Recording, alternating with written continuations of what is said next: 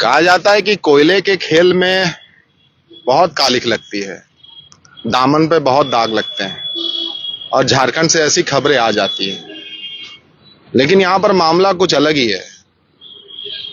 हमारे बगल में बाईं तरफ मुकेश कुमार सिंह बैठे हैं और इनका कहना है कि इस कोयले के खेल में ये शामिल ही नहीं है। ये बिल्कुल दोषी नहीं है इस पूरे मामले में। मामला कुछ ऐसा है कि एक 54 करोड़ का मामला दिख रहा है, जिसको लेकर 4 तारीख को एक खबर छपी थी, बड़ी खबर छपी थी। ये हम आपको दिखाना चाहेंगे। फर्जी कंपनी बना, हजारों टन कोयला बेचा, 54 करोड़ का जीएसटी बकाया।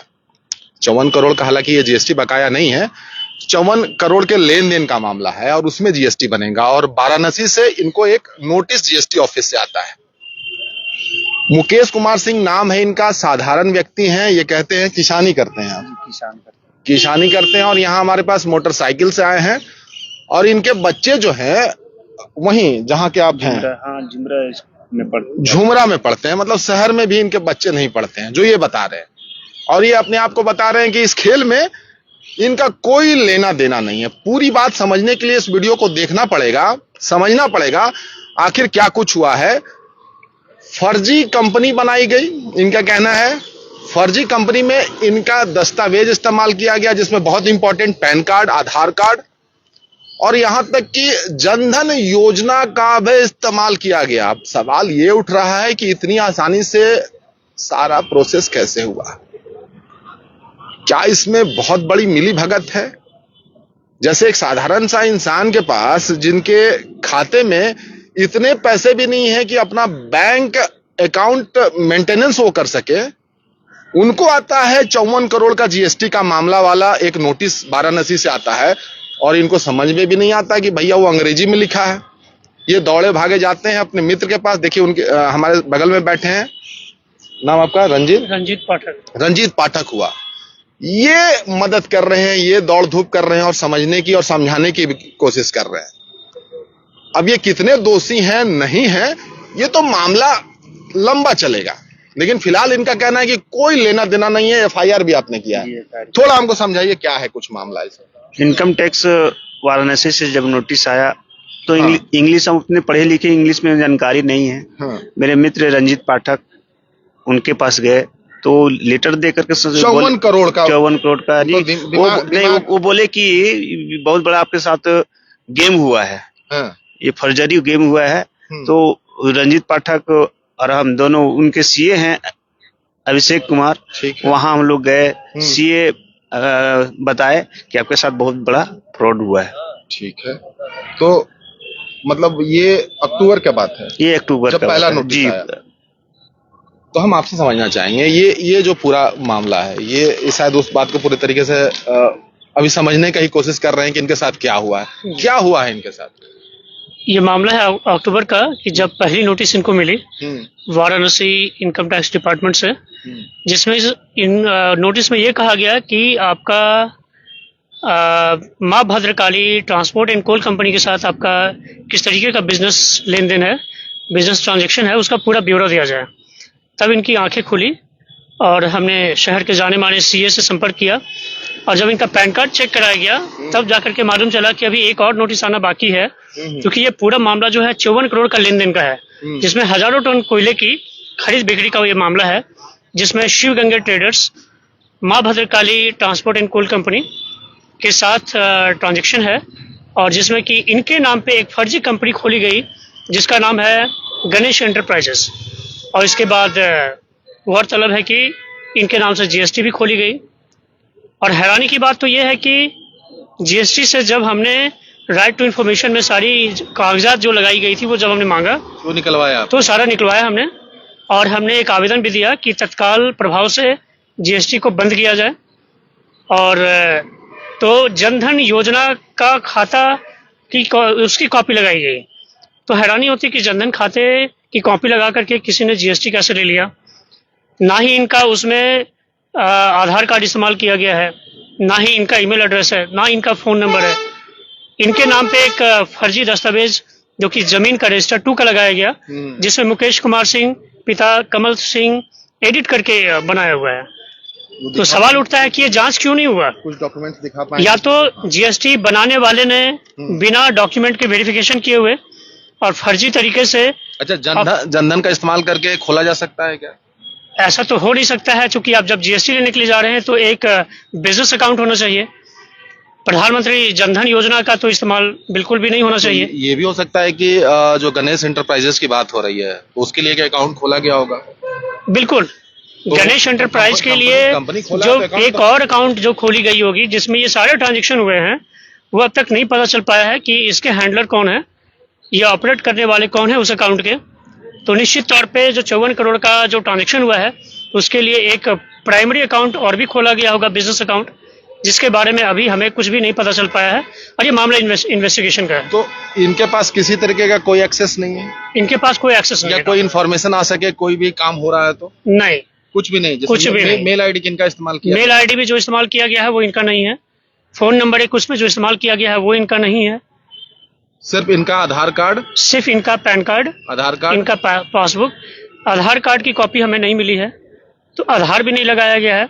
ये बड़ी हैरानी की बात है कि बिना आधार लगाए ये सारे तमाम चीजें हो रही है, जो कि हर चीज में आप यदि एक सिम लेने के लिए जाएं तो आधार कार्ड देना होता है।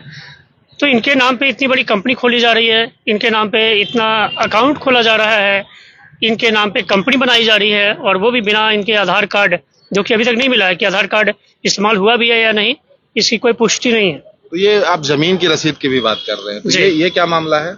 इनके नाम पे रजिस्टर 2 की कॉपी, जो कि सोनबरसा बड़का गांव का है, वो लगाया गया है, जिसमें कि एडिट करके ऊपर मुकेश कुमार सिंह पिता कमल सिंह लिखा गया है रजिस्टर 2 की कॉपी में, जो जमीन इनकी है नहीं ना, उसके बारे में इन्हें कुछ मालूम है। लेकिन ये समझना ये पड़ेगा कि ये तो भाई डिपार्टमेंट को इससे क्या मतलब है कि ये तो बड़ा मामला पेचीदा हो गया। इसमें ये साबित कैसे कर पाएंगे फिर ये सारी चीजें जो है? ये तो मतलब कोई भी आदमी आकर कहेगा कि हमारा कोई लेना देना नहीं है इन सारी चीजों से, हमको कुछ भी मालूम नहीं है, लेकिन साबित तो करना पड़ेगा। फिर कैसे एक आम आदमी इसमें तो पिस जाएगा फिर? देखिए, मामला आपका तो प्रशासनिक है, प्रशासन को तो इन्वेस्टिगेशन बहुत गहनता से करनी होगी इस मामले में। और जाहिर तौर पे आप देख रहे हैं कि बहुत साधारण से व्यक्ति हैं, यहाँ तक कि इनका गुजारा करना भी मुश्किल है। मुकेश कुमार सिंह की मैं अगर इनकी हालात की बात करूं, मैं इनकी वित्तीय हालात की बात करूं, मैं तो चूंकि मैं सामने हूं और मैं इनके एक दोस्त भी रहा हूं, मैं हमारे एक क्लासमेट हैं, शुरू से जानता हूं मैं। इनकी माली हालत इतनी ख़राब है कि अपने बच्चों की फ़ी तक ये नहीं भर पाते हैं टाइम से। इनके पास इतना ये कोई सहारा नहीं है कहीं से कि इनको कोई किसी तरीके से मदद मिल सके, और ऐसी स्थिति में इतना बड़ा मामला का आरोप इनके ऊपर लगना, ये जाहिर होता है कि बड़े माफियाओं का ये खेल है, बड़े कोल माफिया का ये खेल है, जिसमें बेचारे अभी फिलहाल तो फंसे हुए हैं। पहला नंबर तो इनको इसमें निकलना है, और दूसरी ये भी बहुत महत्वपूर्ण होगी कि प्रशासनिक कार्रवाई क्या होती है इसमें, प्रशासन कितने एक्टिवली इसमें कार्य कर पाता है। किस बिंदु पे आप लोग सवाल उठा रहे हैं जिसमें इनको मतलब जो आधार आपका है कि नहीं ये कहीं से दोषी नहीं है इसमें? जाहिर तौर पे चूंकि इसमें अभी तक ये साबित नहीं हुआ है कि इनका आधार कार्ड इस्तेमाल हुआ है, इनका सिर्फ पैन, चूंकि कई जगह पे आपको अपना ये सारे कागजात तो कई जगह पे आप देते हैं, चाहे बैंक में अकाउंट खुलवाते समय या नौकरी के लिए अप्लाई करते समय, हर जगह अलग अलग दस्तावेज का हम तो प्रयोग करते ही हैं, हमें जमा करना होता है। अब आपको कैसे मालूम कि आपने जो दस्तावेज आपने प्रस्तुत किया कहीं पर नौकरी के लिए या किसी और अन्य कार्य के लिए, वो कहीं और बेचा जा रहा है और उसका गलत इस्तेमाल किया जा रहा है। क्योंकि ये बिंदु साफ है कि इन्होंने इस मामले में इन्हें कोई लेना देना नहीं है। अगर लेना देना होता तो जाहिर तौर पे ये जो खटारा मोटरसाइकिल से आए हैं, ऑब्वियसली ये कार से आए होते हैं। कौन सी गाड़ी? ये मोटरसाइकिल से 54 करोड़ का लेन देन में, यानी हजारों टन कोयला का कारोबारी का मोटरसाइकिल की हालत ये नहीं होगी, इनकी माली हालत ये नहीं होगी। आप इनके घर जाके भी देख सकते हैं, इनके जो सारे बैंक अकाउंट्स हैं वो सारा हमने स्टेटमेंट निकाला है। हाँ। जाहिर तौर पे जब हम इनके स्टेटमेंट निकालने के लिए गए हैं बैंक में, तो सारे अकाउंट्स माइनस में थे और सब में पैसे डालने पड़े स्टेटमेंट निकालने के लिए, क्योंकि स्टेटमेंट के लिए कुछ चार्जेस होते हैं बैंक्स के, वो चार्जेस तक नहीं थे। मतलब इतना उस खाते में इतने पैसे नहीं थे कि बैंक स्टेटमेंट तक निकाला जाए। आपका कहना बहुत बड़ा फ्रॉड हुआ है? बहुत बड़ा फ्रॉड है, तो इसमें क्या इतनी आसानी से ये हो सकता है कि सिर्फ आप कागज लगाइए और कर लीजिएगा? इसमें मतलब क्या सिस्टम में बहुत लूप होल चाहिए? देखिए, ये तो जाहिर तौर पे सिस्टम की लूप होल है, जिसकी वजह से आज इतने घोटाले, इतने जो स्कैम्स चल रहे हैं और इतने सारे क्रिमिनल्स के जो मन बढ़े हुए हैं, उनको मालूम है कि सिस्टम में इतनी लूप होल्स है कि जिसके माध्यम से वो अपना काम कर ही लेंगे, और जिसका शिकार आज मुकेश कुमार सिंह बने बैठे हैं। कैसे बाहर आएंगे ये? क्या क्या कर रहे हैं उसके लिए? आप लोग क्या क्या किया है आपने? पहले ही नोटिस का हमने जवाब दे दिया है, सेकंड नोटिस का जवाब अभी हम भेजने वाले हैं। जैसे हमें एफआईआर की कॉपी, अभी एफआईआर तो हो चुका है, एफआईआर की कॉपी ले करके हमें जवाब बना करके सेकंड नोटिस का जवाब देना है। फिर मामला आगे हाई कोर्ट और वो सारी तमाम जो भी प्रक्रिया है अदालत के माध्यम से, उसमें हम जा रहे हैं। एफआईआर भी किया है आपने लॉजिस्ट? हाँ, एफआईआर हो चुका है। एफआईआर कर दिया जी, एफआईआर हो चुकी है। ये कब करवाया आपने? अभी ये कुछ एक सप्ताह पहले एफआईआर लॉन्च, 4 तारीख तो साइबर का भी ये बनता है मामला क्या? ये आईटी सेल के तहत ये लिया गया है। आईटी अपराध के तहत में ये मामला दर्ज किया गया है। एक आम आदमी कितना पिस सकता है इसमें, जिसको कुछ पता ही नहीं है? इनको तो बोलते हैं हम कंपनी के मालिक हैं, हमको पता ही नहीं है, जाहिर कोई जानकारी नहीं है। बिल्कुल बिल्कुल, ये बात सच है कि इनको तो कुछ भी नहीं मालूम है। इनको तो यहाँ तक मालूम ही नहीं था कि इनके नाम पे इतनी बड़ी कंपनी चलाई जा रही है। अगर हम सीए के पास नहीं जाते और आगे इनकी पैन जो हमने चेक कराया, तो अगर हम नहीं कराते तो हमें मालूम भी नहीं चलता, ये खेल चलता रहता। पता चल पाया कि गणेश इंटरप्राइजेस करके जो भी कंपनी, उसमें क्या ट्रांजैक्शन हुआ है नहीं हुआ है, कुछ समझ में? हाँ, इनके पैन चेक कराने पे ये मालूम चला कि वित्तीय वर्ष 22-23 में लगभग 2 करोड़ का ट्रांजैक्शन हुआ है कोयले का, और वित्तीय वर्ष 23-24 के अंदर में लगभग 52 करोड़ का ट्रांजैक्शन है।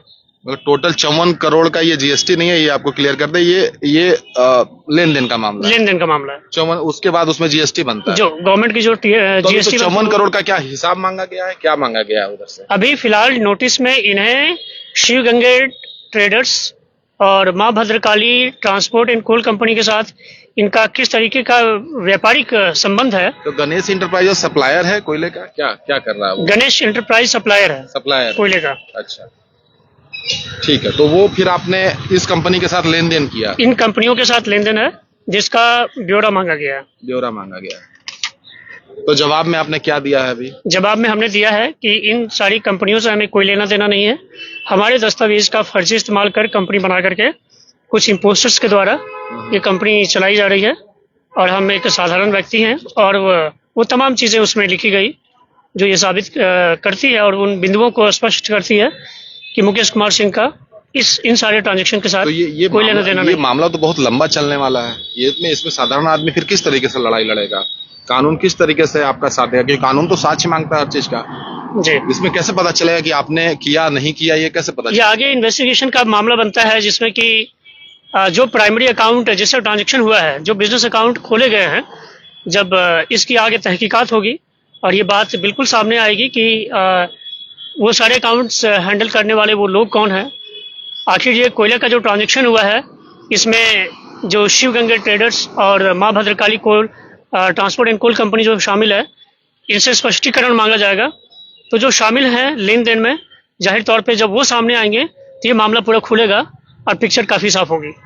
तो ये एड्रेस इनका फिर इनके एड्रेस पे कैसे आया? जब गणेश जो इंटरप्राइजेस की बात है, तो इनके एड्रेस पर फिर नोटिस कैसे आया फिर? चूंकि पैन कार्ड में जो एड्रेस इन्होंने दिया है वो अपना मूल एड्रेस, और तो जाहिर तौर पे नोटिस उसी एड्रेस पे भेजा गया जहां पैन बना हुआ है, जिस एड्रेस पे पैन इनका बना है। अच्छा, आपको कुछ समझ में आ रहा है क्या चल रहा है आपके साथ? समझ भाई, जीएसटी के बारे में समझ में आ रहा है, कुछ वैसा तो समझ में नहीं आ रहा है। आप मालिक हैं एक कंपनी के? मालिक है तो आप लोग भैया साबित कर कीजिए ना, मालिक हमें कि कोई दूसरी हो। उसमें जो गणेश इंटरप्राइजेस है, उसमें मालिक दिखाया गया, आपको जानकारी है इसका? नहीं, जानकारी तो नहीं है, लेकिन आप लोग खोजबीन कीजिए भैया। कब पता चला ये? नोटिस आने के बाद ही पता चला।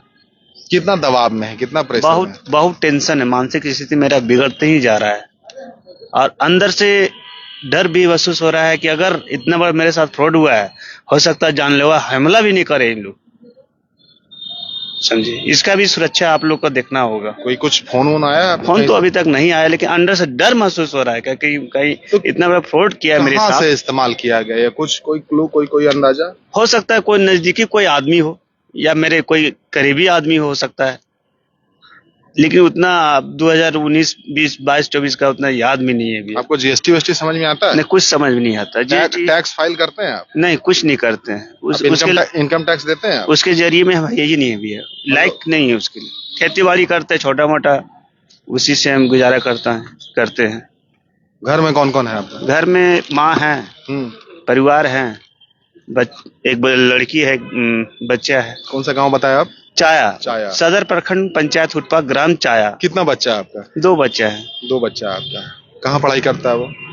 प्राइवेट स्कूल में, ये आपका स्वामी विवेकानंद। कहाँ पर है? झुमरा में ही है। हाँ। कौन से क्लास में है? एक 8 क्लास में बच्ची है और एक 6 क्लास में बच्चा है। वहीं पढ़ाते हैं? जी। तो हजारीबाग क्यों नहीं पढ़ा है? उतना पढ़ाने लायक सक्षम नहीं है। तो घर परिवार कैसे चलाते हैं आप? बस खेती बाड़ी करके चला लेते हैं। और कुछ करते हैं? नहीं यार, वैसा तो कुछ अभी तो नहीं करते हैं। अच्छा, ये पता चलने के बाद मतलब कुछ समझ में आया था कि अब क्या करें नहीं करें? ये पता चलने के बाद अगर मेरे साथ जो दोस्त अगर ये सपोर्ट नहीं करते ना, तो हो सकता था कि हम आत्महत्या कर लेते। इतना जानकारी मेरे पास है ही नहीं, कहाँ जाना है, क्या कैसे करना है। रंजीत पाठक दोस्त हैं, जिगरी दोस्त हैं, वो ये हर चीज से मदद कर रहे हैं। कहाँ जाना नहीं जाना, अपना पैसा खर्चा करके ही हमको इधर उधर करवा रहे हैं। अभी आप क्या लगता है कि आपका इस्तेमाल किया गया? जी, मेरा इस्तेमाल किया गया है। आपको एक फुटी कौड़ी, आपको ना पैसा से मतलब है, ना कोयले से मतलब है, ना कंपनी से मतलब है? आपको कोई जानकारी नहीं है। अभी हम अकेले आ रहे तो मेरे परिवार नहीं आने दी, अकेले साथ में हम भी चलेंगे। अब आपकी धर्म पत्नी है? जी। परेशान है वो भी? जी, परेशान है, कहीं कि हो सकता है फ्रॉड हुआ है, हो सकता है मार भी सकता है हमको।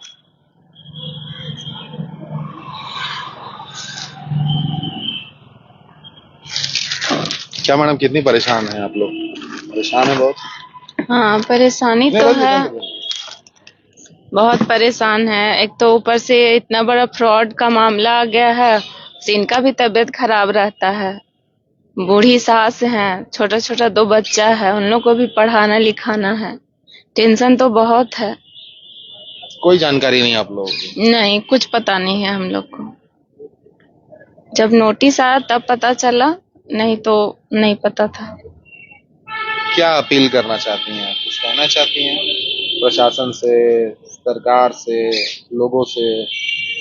यही बोलेंगे कि इस पे हम लोग को थोड़ा मदद कीजिए, और क्या बोल सकते हैं। सर, ये तो पूरा जो मामला है, ये तो ना हमारे कहने से, ना आपके कहने से, ना किसी के कहने से, ये तो बड़ी लंबी प्रक्रिया है, जिसमें आम आदमी, अभी से हम कोई वर्डिक्ट नहीं देना चाह रहे, ये भी बता दे रहे हैं कौन कसूरवार है नहीं है। बस ये अपना बात कह रहे हैं, उन बात को हम रख रहे हैं। सपोज करिए एक आम आदमी फंसा है इसमें, लंबा प्रोसेस लगेगा, वो अपनी पत्नी के साथ वो घूम रहे हैं, तो ये कितना समय लग सकता है इसमें? इनको बनारस भी बुलाया जा सकता है? देखिए, ये तो अंदाजा लगाना मुश्किल है कि कितना लंबा चलेगा, लेकिन जब तक कि इसमें जो लोग शामिल हैं वो जब तक नहीं पकड़े जाते हैं तो प्रक्रिया तो लंबी चलेगी, जब तक उनको सजा जब तक ना हो जाए। और हमारी कोशिश तो है कि जो लोग इसमें इन्वॉल्व हैं वो उनको सख्त से सख्त सजा मिले, ताकि ऐसे एक आम इंसान इतना परेशान ना हो। पहले तो क्लीन चिट चाहिए ना आप लोगों को? बिल्कुल क्लीन चिट। कैसे क्लीन चिट? आप लोग कहाँ अपील करेंगे उसके लिए, कहाँ जाएंगे?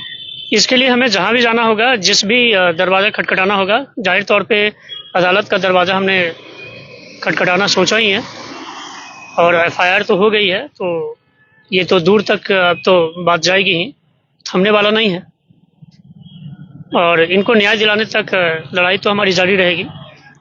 और इसमें जो क्रिमिनल्स जो इन्वॉल्व हैं, जब तक वो पकड़े ना जाएं, जब तक उन्हें सख्त से सख्त सजा ना हो जाए, तब तक तो हम पीछे नहीं हटने वाले हैं। आपको लगता है कोयले की जो कालिक पड़ी है इन पर बेवजह पड़ी है? बेवजह पड़ी है। कोयले से इनका कोई नाता नहीं रहा है, कोई लेना देना नहीं है कोयले से। और किसी भी प्रकार से इनको कोयला के क्षेत्र में या कोयला के व्यापार से किसी दूर दूर तक कोई लेना देना कभी रहा ही नहीं। इनका क्या, इनके पूरे खानदान का कोयले से कोई लेना देना कभी नहीं रहा है। ऐसा इनका बैकग्राउंड नहीं है कि ये इनका, जिससे कि ये शक भी किया जा सके कि पता चला इनका इलाज भी चल रहा है, कुछ दवा इनकी मानसिक स्थिति सही नहीं रही है और ये साइकाट्रिक प्रॉब्लम से ये पिछले 4 सालों से ये गुजर रहे हैं। CIP से इलाज भी हाँ 2019 से। और अब इनकी हालत ऐसे सिचुएशन में, इतने दबाव के अंदर में, अब फिर से इनकी जो मानसिक स्थिति है थोड़ा सा वो थोड़ी सी खराब है, मुश्किल है। क्या अपील करना चाहते हैं, वही कहना चाहते हैं कुछ? क्या कहना चाहते हैं, अब साक्षात आप लोग हैं, अब जो बोले हैं कानून देखे, और आप लोग भी थोड़ा सा मदद करें। जितने भी प्रेस बंधु से निवेदन है कि आप लोग हमको ये दलदल से छुटकारा चाहिए। देखिए, हम कोशिश कर रहे थे वो तमाम बातें जो ये कह रहे हैं कि आपके सामने लाया जाए, ये अपना पक्ष रख रहे थे, जिसमें न इनको कंपनी के बारे में जानकारी है, न कोयले से कोई लेना देना है, बेहद साधारण इंसान है। इनके बच्चे बच्चियां गांव में ही पढ़ाई करते हैं जहाँ ये रहते हैं, चाया जी साधारण इंसान है, किसानी का काम करते हैं, घर परिवार किसी तरीके से चलाते हैं। और मामला जो है 54 करोड़ से जुड़ा है, 54 करोड़ के लेन देन से जुड़ा है। वाराणसी से नोटिस पे नोटिस आ रहा है, दो नोटिस आया है और यह सिलसिला अक्टूबर 2024 से शुरू हुआ। इनको कोई जानकारी नहीं है, जो इनका कहना है। अब ये दोषी है नहीं है, अब इसकी प्रक्रिया तो बहुत लंबी चलेगी, लेकिन इनका कहना है कि इनको कोई लेना देना नहीं है, इस मामले में इनका कोई हाथ नहीं है। उनके दोस्त से हम बात कर रहे थे, जिसमें जनधन खाते की बात इन्होंने की और उन प्रक्रियाओं की बात की जिसमें सिस्टम किस तरीके से ढीला है या लूप होल है उसमें, या फिर सेंधमारी हो सकती है कि भाई जनधन से कैसे खाता खुला।